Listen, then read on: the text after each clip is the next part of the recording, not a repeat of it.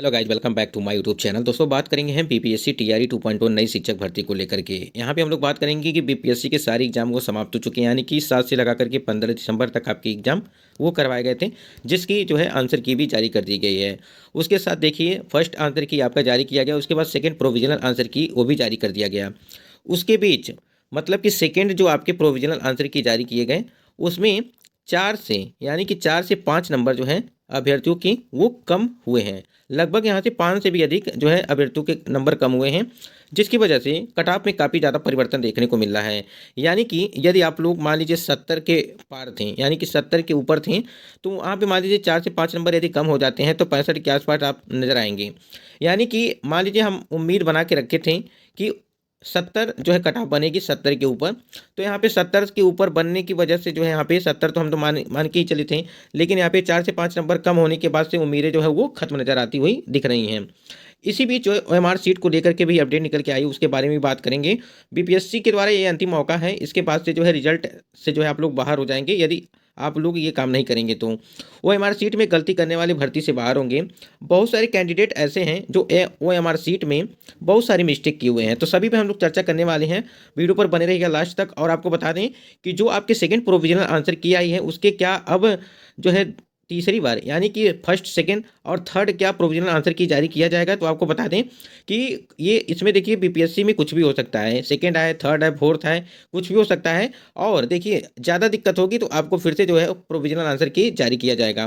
तो चलिए यहाँ पे बात कर लेते हैं कि आपके जो ओएमआर सीट है वो कब तक आएगी और उस ओएमआर सीट में आप लोगों ने क्या क्या गलतियाँ की हैं, क्योंकि आप ही के प्रश्न हैं यहाँ पे जो आपको समझाना।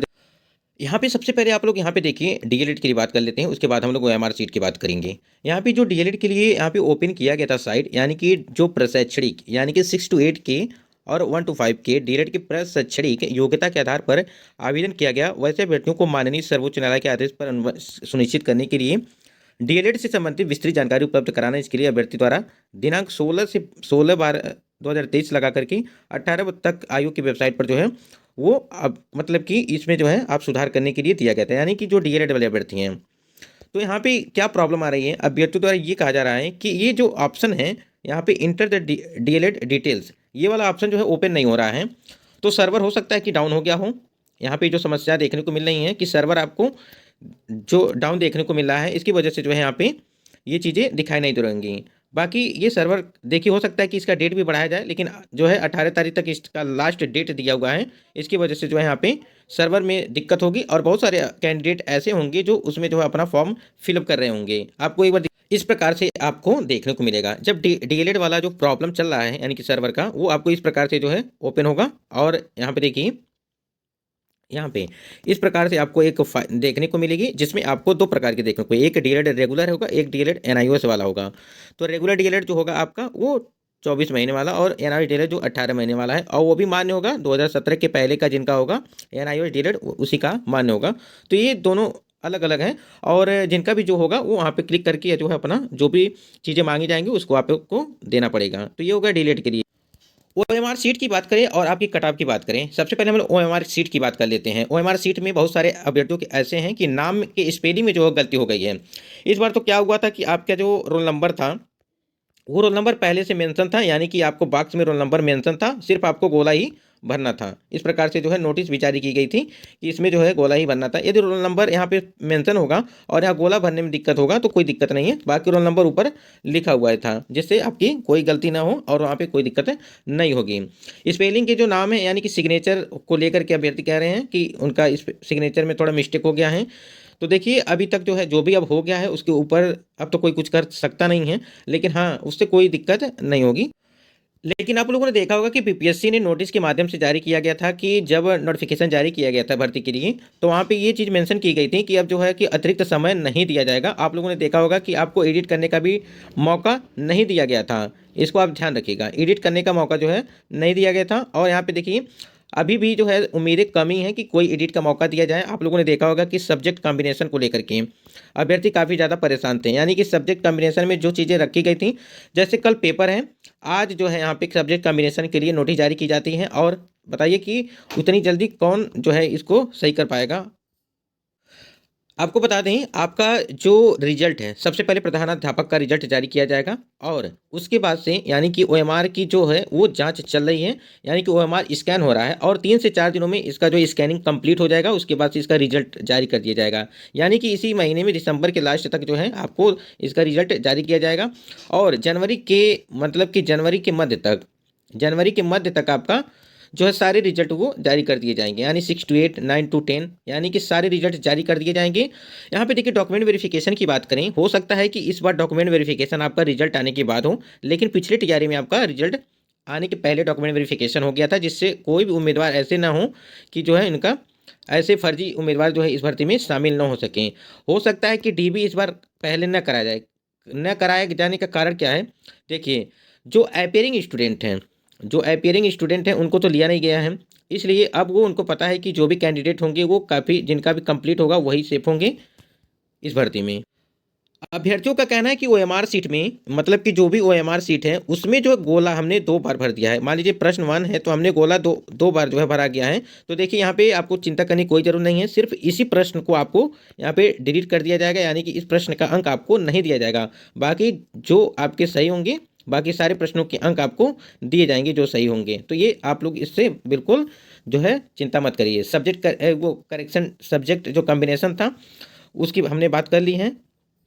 उसके बाद यहाँ पे देखें इतनी सारी दिक्कतें हैं, यानी कि समझिए कि एक तरह से गलती बीपीएससी कर रहा है, बीपीएससी गलती कर रहा है और जो है यहाँ पे छात्र जो है उसका वो गलती भुगत रहे हैं कि कभी आता है नोटिस की रातों रात जो है परीक्षा कल है और नोटिस जारी किया जाता है कि सब्जेक्ट कॉम्बिनेशन में जो है उसको परिवर्तित किया जाए। इस प्रकार से जो है नोट अभी देखिए पता नहीं रिजल्ट आते आते यानी कि आपका रिजल्ट आते आते पता नहीं क्या क्या कितनी प्रकार की जो है नोटिस आपको देखने को मिलेगी अलग अलग तरह की।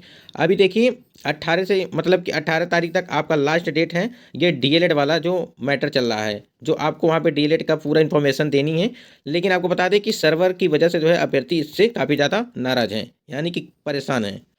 तो जो भी आपकी कट ऑफ है यहाँ पे आंसर की, यानी कि जो भी 6 to 8 की आंसर की में जो परिवर्तन किया गया है, कई सारे प्रश्न जो है विवादित चल रहे हैं। यानी कि प्रश्न स्क्रीन पे आप देख पा रहे होंगे कि ये सारे प्रश्न जो है आपके जो प्रोविजनल आंसर किया आया है, पहले क्या आंसर लगाया गया कनाडा, उसके बाद से यहाँ पे जो है न्यू आंसर में देखिए उपरोक्त में से एक से अधिक, इस प्रकार से देखिए कई सारे प्रश्न आपको स्क्रीन पर दिख रहे होंगे। ये सारे वही प्रश्न हैं जिस पर अभ्यर्थियों के नंबर कम हुए हैं।